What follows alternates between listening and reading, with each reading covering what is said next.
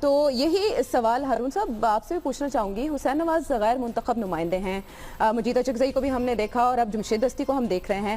یہ کیوں دونوں کے ساتھ سلوک میں زمین آسمان کا فرق ہے؟ حسین نواز کے ساتھ جو کیا گیا تفتیش کے لیے اور ایک طرف جمشید دستی. دیکھیے بلوچستان میں اور انٹیریئر سندھ میں تو لیڈر کا جرائم پیشہ ہونا اور کرپٹ ہونا کوئی خبر ہی نہیں ہے, اور اس طرح ان کو پروٹیکٹ کیا جاتا ہے. پھر مسلم لیگ نے ان کی حکومت ہے وہاں پہ, غالب حصہ تو نہیں کا وزیر اعلیٰ نہیں کے ہیں, اور وہاں کلچر یہی ہے. یہ تو اغوا میں بھی ملوث ہیں, ایک آدھ نہیں, ان میں کئی اغوا, اور کرپٹ تو ایم پی ایس کی بہت بڑی تعداد کرپٹ ہے, آدھے سے زیادہ پیسے. یہ وہاں قابلیت کا یہ معیار ہے وہاں پہ.